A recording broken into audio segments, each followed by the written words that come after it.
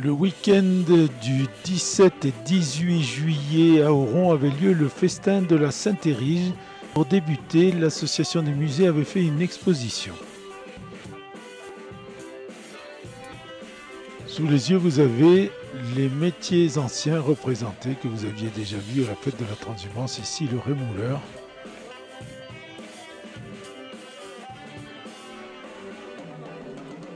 Là, vous avez les cardeuses et les fileuses.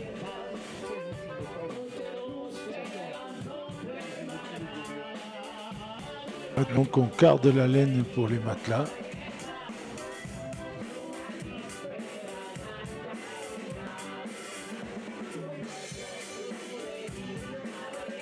Et là, au premier plan, devant les fileuses, c'est la cardeuse, mais pour la laine plus fine pour tricoter.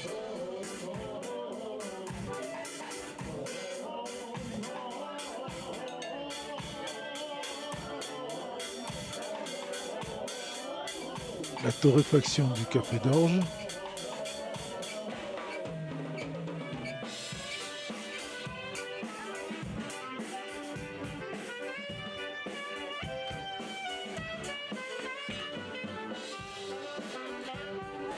Et la confection des crouzets. Alors pour être bonne à marier, il faut faire minimum 7 pieds.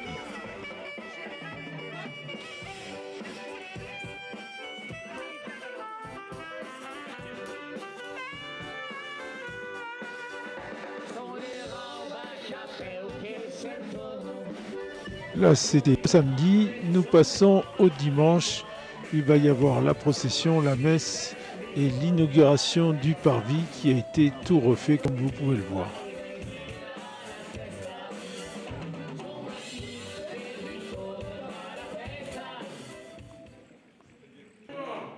Profitons-en pour visiter la magnifique chapelle avec les fresques qui ont été aussi restaurées. Des fresques consacrées à Saint-Érige, Saint-Denis et Marie-Madeleine. Vous en verrez un reportage bientôt.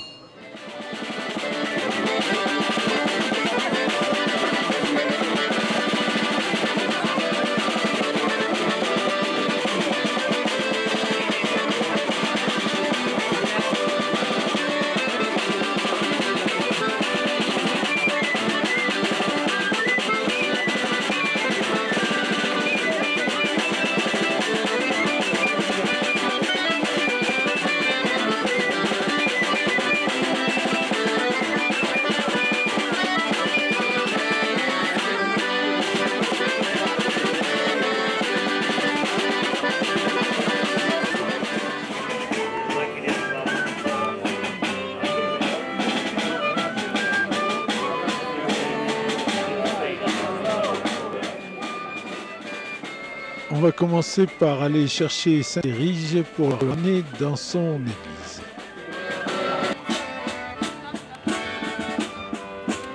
Voilà avant l'heure, puisque ce sentier refait cheminement pour accéder à l'église et à la place a été refait. Donc un peu avant l'heure, nous l'avons franchi, il sera inauguré à la sortie de la messe.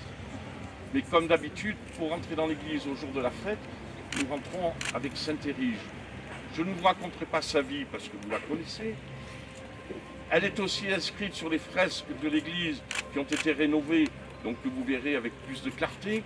Mais ne soyez pas trop discrets pendant la messe pour essayer de lire l'histoire de Saint-Érige.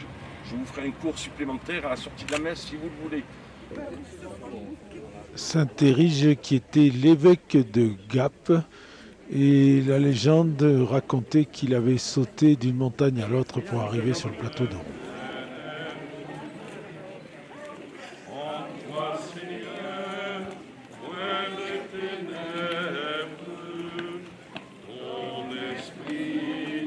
On raconte aussi que Saint-Érige avait remplacé un des chevaux de son attelage par un ours.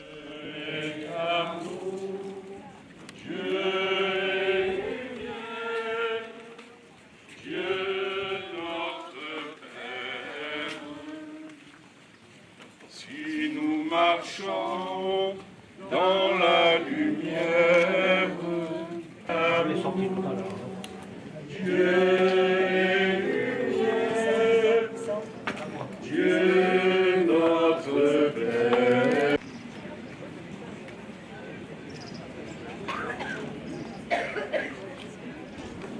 chapelle qui est bondée. Pour permettre à tous de rentrer, nous allons prendre le chant d'entrée. À son image, éternel est son amour. C'est le Seigneur qui nous accueille dans sa maison, cette maison historique, entre guillemets. Vous laissez périr et vous dispersez les brebis de leur pâturage.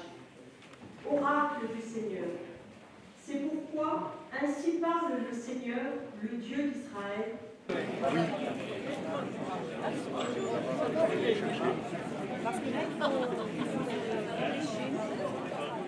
À la fin de l'office, on inaugure donc les travaux du parvis et de la chapelle avec Éric Ciotti et Christian Estrosi.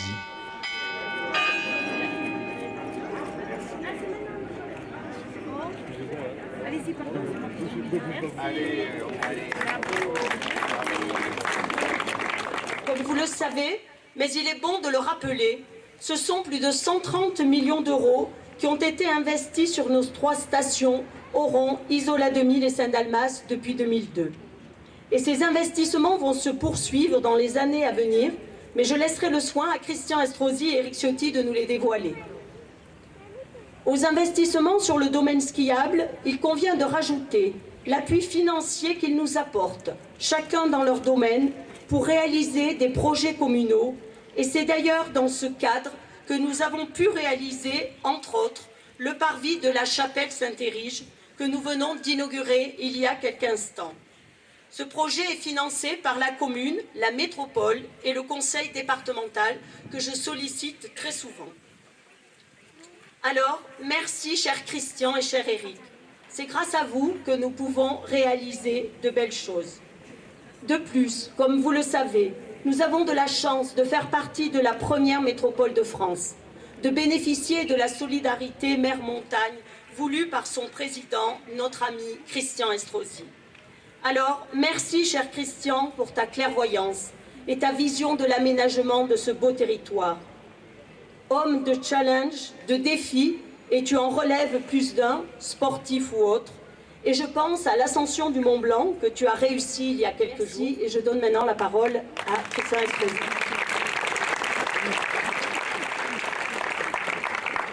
Merci ma chère Colette, merci à toi mon cher Éric de nous faire l'amitié de ta présence.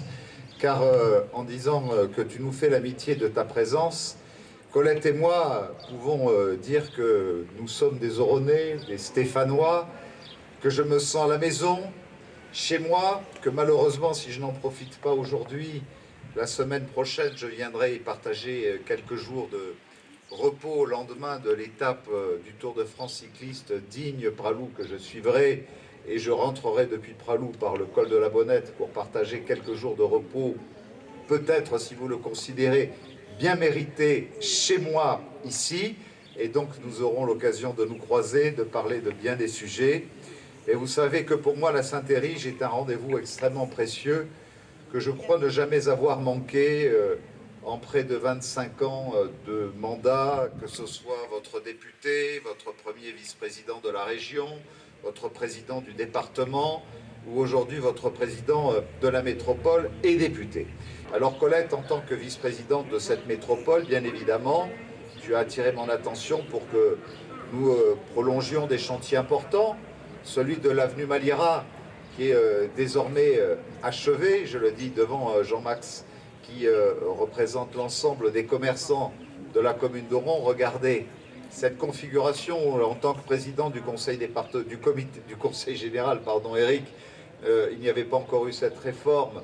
J'avais voulu que nous fassions ce rond-point devant la salle Maurice Rovry, financée à l'époque où nous n'avions pas tous les soutiens du conseil général, mais à une époque où on avait les soutiens de la région et dont j'étais le premier vice-président, il y a près de 20 ans. J'avais voulu aménager ce rond-point pour donner la configuration à la fois des voiries, des espaces piétonniers, du mobilier urbain, des pavages, tels que j'en rêvais à l'intérieur de la station. Et je m'étais dit, au moment où il y avait ce débat difficile sur la place principale d'Oron, si le débat est difficile, pour le rendre plus facile, il faut prolonger l'exemple. Et c'est par l'avenue Malira que nous avons décidé de prolonger l'exemple. Aujourd'hui, je crois que tout le monde en convient, l'avenue Maniera est une réussite tant pour l'hiver que pour l'été, puisque nous l'avons expérimenté l'hiver dernier, que nous n'avons pas perdu de place de stationnement, puisqu'avec les aménagements que nous avons faits en face de la piscine, nous avons gagné en tout et pour tout 15 places de stationnement, et qu'en même temps nous avons un espace piétonnier qui désormais ne demande qu'à être prolongé jusque sur la place. Nous y réfléchissons avec vous tous, avec les syndicats des copropriétaires, avec les associations, avec chacune et chacun d'entre vous, puisque le maire, Colette, sera attentive avec moi-même à ce que votre avis soit pris en compte. Ce sont des financements assurés à 100% par la métropole. Les activités d'été où nous avons voulu faire, là où Eric a remarquablement réussi cette mutation dans la Haute-Vésubie, notamment sur une grande politique de trail. Nous avons voulu ici développer une grande politique de VTT. Eh bien, nous voyons qu'avec les pistes Nicolas Vuillauze, Fabien Barrels et autres, nos champions du monde de VTT, aujourd'hui, nous avons de grands rendez-vous. Nous avons eu la Coupe de France, nous avons eu le Championnat de France et nous avons attiré une nouvelle clientèle qui fait que nous avons doublé aujourd'hui, je veux le dire, en période d'été, les recettes des remontées mécaniques d'été à cette période très précise par rapport à l'année dernière, parce que c'est une politique qui est en train de porter ses fruits. Et en même temps, le deuxième salon du VTT à impulsion électrique a doublé d'exposants il y a quelques jours de cela et nous a permis tôt dans la saison d'avoir un plus gros taux de remplissage de notre hôtellerie et de notre hébergement. C'est les choix que nous avons faits, été comme hiver, en appuyant tout cela d'une politique de communication qui s'élève à près de 500 000 €. Nous sommes présents à Moscou, nous sommes présents à Londres, sur les grands salons, nous sommes présents dans le hall de l'aérogare d'Orly pendant toute la saison d'hiver pour attirer une nouvelle clientèle. Et dans ce prolongement, eh bien, j'espère que nous réussirons, malgré quelques propriétaires réfractaires encore, mais que je pense convaincre dans les semaines qui viennent avec l'aide de Colette, à pouvoir aménager ce golf de 18 trous dont les études ont totalement été conduites et où il nous manque une ou deux autorisations pour que nous puissions vous le livrer l'année prochaine et ainsi offrir encore une diversification de plus des activités d'été. C'est ça la réalité. Aujourd'hui, je voulais vous démontrer qu'on n'allait pas s'arrêter, qu'on allait continuer à relever chaque année de nouveaux défis. Et je dirais que devant ce clocher, avec chacune et chacun d'entre vous sur ce beau parvis, ma chère Colette, avec une équipe municipale, avec cette SEM derrière Jean-Marc Bérard, avec l'ensemble du personnel de la station, de la commune, avec l'ensemble des associations, dans ce moment de recueillement religieux aussi, avec les pénitents, avec les bénévoles autour de Stella qui nous ont offert un moment tout à fait exceptionnel, avec l'élan et la motivation que vous incarnez pour chacune et chacun d'entre vous, avec Eric, mon formidable partenaire pour la métropole, pour le département, pour notre circonscription, pour l'ensemble des projets que nous avons en commun pour cette région et avec peut-être, comme tu l'as dit tout à l'heure, mais il faut toujours le dire avec prudence, le fait que nous ayons peut-être une chance que là où le département ne nous a jamais fait défaut dans sa solidarité, nous pourrions en plus peut-être à la fin de l'année, au début de l'année prochaine, avoir une solidarité nouvelle qui se tourne aux côtés du conseil départemental en direction de nos communes pour qu'Éric Ciotti, Christian Estrosi et votre conseillère départementale Caroline Miglior vous permettent d'être encore plus forts. Voilà, Colette, formidable maire et vice-présidente de notre métropole. On est là solidairement pour t'accompagner côte à côte, ensemble. Je vous souhaite du plus profond de mon cœur à toutes et à tous une formidable fête de la Saint-Érige.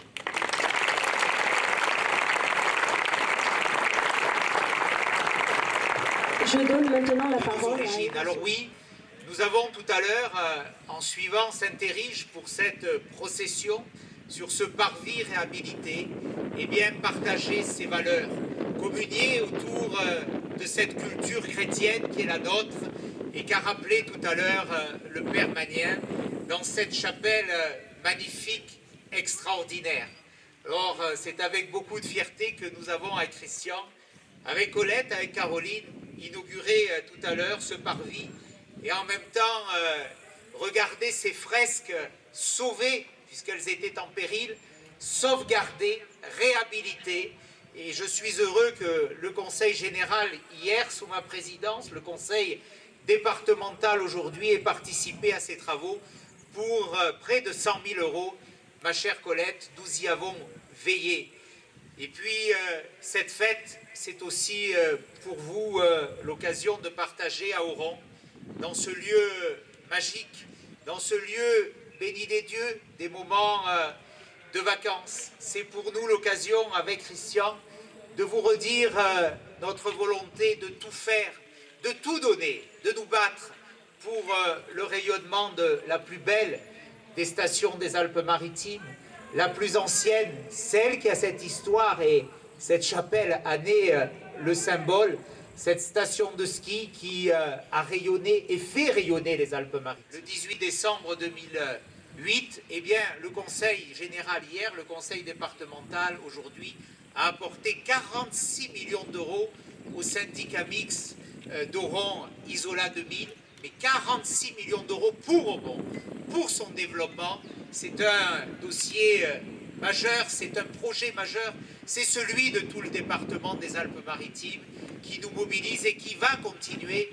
J'en prends l'engagement devant vous à nous mobiliser, j'en prends l'engagement devant le maire de Saint-Étienne de Tinée-Oron.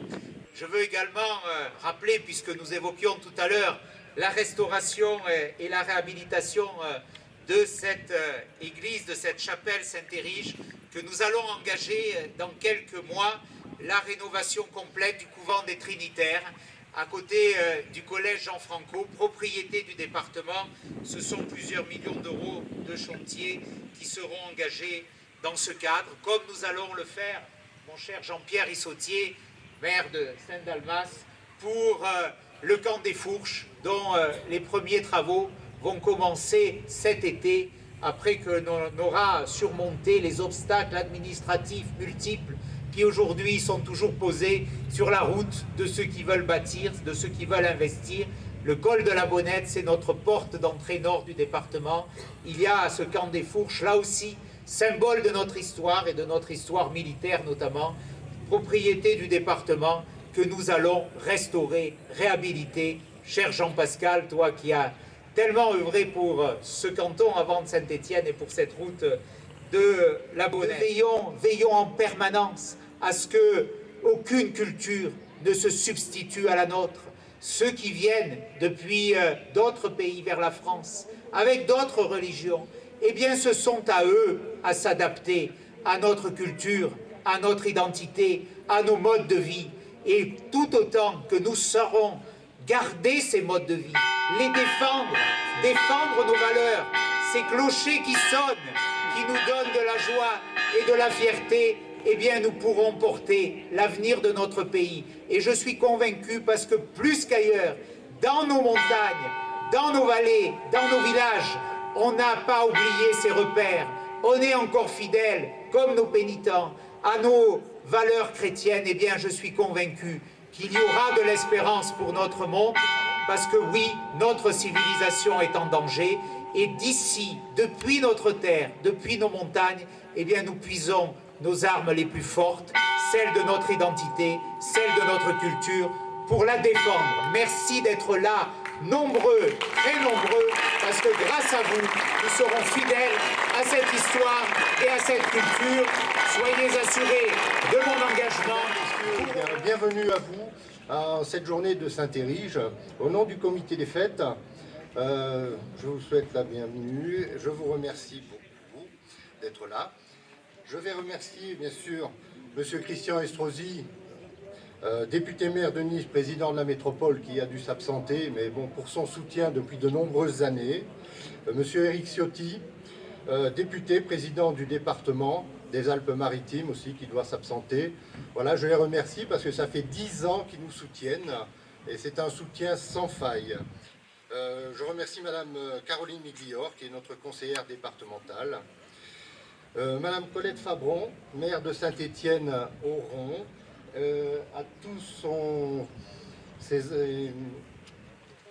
conseil municipal.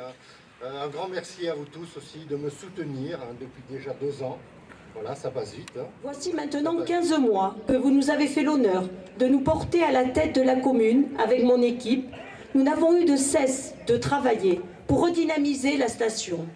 Cette première année, nous l'avons passée à monter des projets, les porter en financement, ce qui nous a permis aujourd'hui de réaliser plusieurs investissements qui viennent s'ajouter au projet du syndicat mixte que Christian Estrosi vous a dévoilé tout à l'heure.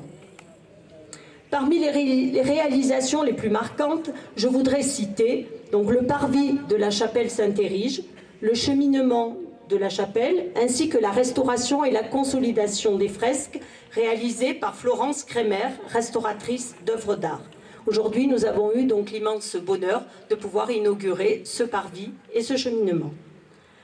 Également, la création d'un jardin d'enfants avec des jeux en bois, identiques à ceux de la Coulée Verte, entre l'Office du tourisme et le cabinet médical. Et vous avez pu constater que les jeux sont arrivés, les cabanes en bois sont là. Et d'ici une dizaine de jours, les enfants pourront profiter de ce bel aménagement. Pour les cinéphiles également, la rénovation complète du cinéma, les fauteuils, la moquette et le hall d'entrée. Maintenant, nous avons enfin à Auron un cinéma digne de ce nom. Autre réalisation, la création d'un chemin piéton Voie du Berger et boulevard Ours de Saint-Érige, qui nous était très demandé par les piétons. Nous n'avons pas oublié les sportifs, avec le réaménagement de la salle fitness, avec l'acquisition de nouveaux appareils cardio-training et la mise en place d'un coaching personnalisé. L'aménagement d'une salle de sport en plein air, sur le parcours de santé, avec la pose de 4 agrès. De même, pour la piscine, acquisition de 4 vélos aquatiques. À noter aussi, mais vous l'avez tous constaté, le fleurissement de l'avenue Malira, avec la plantation de sapins, avenue qui désormais accueille le marché tous les mercredis matins et qui connaît un grand succès. Et pour compléter notre offre VTT, nous avons ouvert une nouvelle piste sur le domaine de Las Donas et accueilli le 2e salon de VTT à assistance électrique les 3, 4 et 5 juillet 2015 avec un succès grandissant.